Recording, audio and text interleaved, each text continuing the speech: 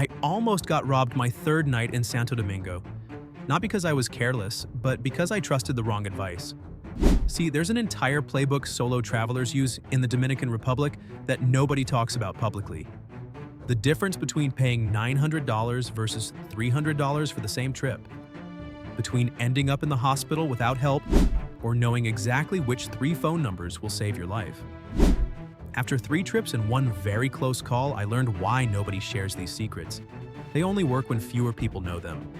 So if you're planning to travel solo to the DR, these next 10 minutes will literally save you thousands of dollars and maybe even your life. Everyone tells you Punta Cana is safe. But here's what they don't mention. There's a 2-tier reality happening that I discovered the hard way. I learned this from a security guard named Carlos at 2 a.m. when I couldn't find my Uber and my phone was dying. Resort zones like Punta Cana, Bavaro, and Cap Cana operate like fortified islands. They have 24-hour security personnel and surveillance cameras, gated communities with 24/7 security, and constant monitoring. These mega resorts patrol their beaches, and everything feels Disney World safe. But step 1 block outside that invisible barrier, you're in a completely different Dominican Republic. The one where locals live in settlements that grew too fast for infrastructure to keep up, where streetlights might not work, and where that friendly guy offering to help might have other intentions. The secret is knowing your emergency numbers. First, dial 911 for any emergency. Yes, 911 works here just like in the US, but also save POLITUR, the tourist police, at 809-200-3500. Solo travelers share this number with 3 people before they even land. When I called them that night, speaking Spanish definitely helped. I said, "Estoy solo, tengo miedo, necesito ayuda." I'm alone and scared. I need help. Whether it was the Spanish or the clear distress in my voice, they arrived in under 10 minutes. Always call rather than text for emergencies. It's the most reliable way to get help fast. Carlos taught me something crucial that night. He said solo travelers should completely avoid high-crime neighborhoods like Cristo Rey, Villa Consuelo, and certain parts of Santiago after dark. Not because they're war zones, they're not, but because you stand out like a beacon, and standing out when you're alone is never good. Instead, stick to well-known tourist zones like Zona Colonial in Santo Domingo, where artists and expats created this bubble of safety. Or Piantini, where embassies mean constant police presence. Sure, Zona Colonial is in every guidebook. It's the tourist heart of Santo Domingo. But what guidebooks don't tell you is how different your experience becomes when you stay within these specific safety bubbles as a solo traveler versus venturing out alone. Ladies, this one's for you, and gentlemen, keep listening, because you need to understand what women deal with to appreciate why they travel differently. There's an informal network of female solo travelers in the Dominican Republic that shares crucial safety information. They exchange real-time updates about which transportation options are safe, which establishments to avoid, and where problems have occurred. I met Sarah from Toronto at a hostel in Cabarete. She'd been traveling solo for 3 months and told me something that shifted my perspective. She avoids certain areas at night but has found pockets of safety in unexpected places. It's not just about crime statistics. It's about predictability and community. In Cabarete, Las Terrenas, and parts of Sosua, there are accommodations with enhanced security features, female staff on night shifts, and informal buddy systems where solo women pair up for nights out even if they just met. Women traveling alone should know about the VIDA hotline at *212. It's 24/7.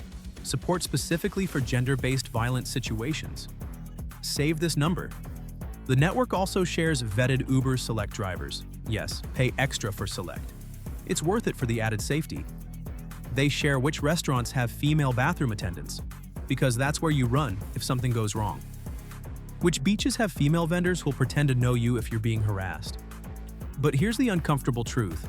Private hospitals often require upfront payment, and hotel staff have been involved in concerning incidents even at high-end resorts.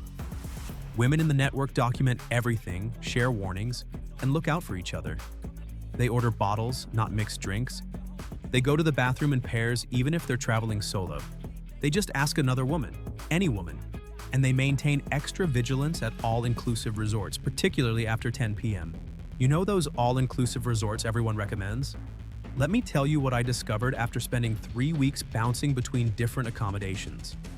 Major chains like the Barostar have been reported to charge up to $900 as a single supplement for solo travelers. That's on top of the regular rate. I did the math. That's more than most Dominicans make in 2 months. But here's where it gets interesting. I discovered guest houses in neighborhoods like Gascue and Zona Colonial that offer private rooms, typically pricing between $20 to $40 per night. Better security in many cases because the owners literally live there and have personal stakes in your safety.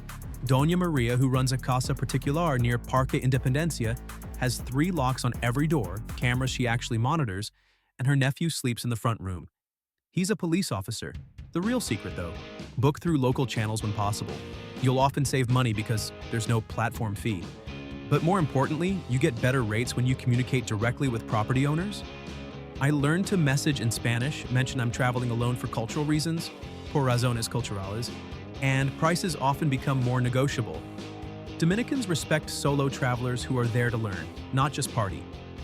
Here's something about documentation nobody mentions. Your passport needs at least 6 months validity from your travel date. You'll also need to complete an e-ticket, electronic entry form, with a QR code before arrival. There's a 10 USD tourist card fee included in most airfares, but verify this. And those tourist SIM cards at the airport, they're overpriced. Visit Claro or Altice stores in any neighborhood for better deals. My Claro guy, Francisco, became my unofficial tech support and restaurant recommender for 3 weeks. Forget everything you've heard about Dominican public transport being dangerous. It's not inherently dangerous. It's coded, and nobody's teaching you the code. Guaguas, those minivans everyone warns you about, they can work if you know the unwritten rules. First rule, greet everyone with buenas no matter what time it is. Not hola, not a nod, buenas. This marks you as someone who understands basic courtesy here. Have exact change ready? Drivers don't always carry change, and fumbling for money marks you as unprepared. It's typically 25 to 50 pesos depending on distance. Watch what others pay the same. Long-distance buses like Caribe Tours cost roughly 350 Dominican pesos between major cities. That's about $6 to go from Santo Domingo to Santiago. Air conditioning, comfortable seats, and mostly middle-class Dominicans who are helpful if you're respectful. But here's what nobody tells you. Buy tickets at the terminal when possible. And sit strategically. Middle of the bus is generally safest. Metro and Uber work in Santo Domingo's main zones. Uber might not officially operate everywhere, but drivers often share WhatsApp numbers for private arrangements. For airport transfers, many hotels offer validated rates that beat standalone taxi prices significantly. Critical warning: avoid motorcycle taxis, motoconchos, entirely as a solo traveler. They're statistically the most dangerous transport option. And never drive at night outside urban areas. Dominican roads can be poorly lit with unexpected hazards. Key Dominican Spanish phrases will transform your experience. ¿Qué lo que? Is how Dominicans really say "what's up," not "cómo estás." Use this and watch faces change. VIDA is the Swiss Army knife of Dominican Spanish. It means thing, problem, situation, everything and nothing. Isa vaina with a gesture can mean that thing over there. That's messed up. Or I get it, depending on context. Using local slang appropriately signals you understand Dominican culture, not just textbook Spanish. This cultural awareness often leads to better prices and more authentic interactions. I learned this from Roberto, a fruit vendor who straight up told me, "When you said que lo que, I knew you weren't fresh off the plane." We appreciate when visitors make an effort to understand our way of speaking. Dominicans value physical warmth in interactions. They stand quite close during one-on-one conversations, generally within about 1 to 2 feet. Touching while talking, such as gestures or light physical contact, is normal. Light cheek kisses are standard greetings. Americans who back away or stiffen up were perceived as cold, unfriendly, suspicious. I learned to lean in, accept the cultural norms, and that's when real connections started forming. Everyone warns you about food poisoning, but here's what 3 bouts of it taught me. It's not about street food versus restaurants. It's about turnover. That lady selling empanadas on the corner with a line of locals? Her high turnover means fresher food than many tourist restaurants. Ice is the hidden enemy, not water. Everyone knows to drink bottled water. It's the ice in your seemingly safe resort cocktail that gets you. Ice quality varies dramatically. I learned to order drinks sin hielo, without ice. Bartenders understand because it shows awareness. The water situation is serious. Bottled water for everything. Drinking, brushing teeth, even rinsing fruit. Your stomach isn't adapted to local water bacteria that doesn't affect residents. This isn't about being weak, it's biology. The final secret? Solo travelers in the DR aren't really solo.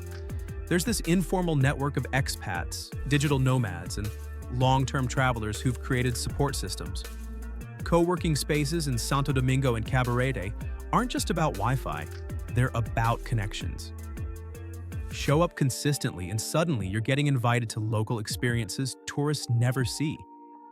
Various Facebook groups and WhatsApp communities exist for solo travelers, organized by region and interests.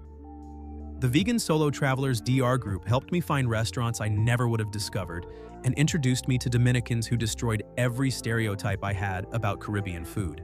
Look, I've made mistakes, so you don't have to. Lost money, got sick, felt scared, felt lonely, almost gave up. But the Dominican Republic isn't dangerous for solo travelers who come prepared. It's a country that rewards those who come with respect, curiosity, humility, and proper preparation. Before you go, check your passport has 6+ months validity. Get travel insurance with at least $100,000 medical and $250,000 evacuation coverage. Save emergency numbers 911 CESTUR 809-200-3500 VIDA *212 for women. Get your vaccinations. Download offline maps, have backup payment methods. Every solo traveler I met who'd been there more than once said the same thing. The first trip is about survival, the second is about discovery, and the third is when you realize you found a second home. The question is, are you ready to travel smart from day one?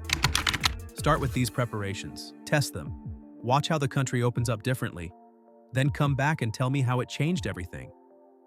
Because once you know these strategies, you're not a tourist anymore. You're a prepared traveler. And in the Dominican Republic, that difference means everything.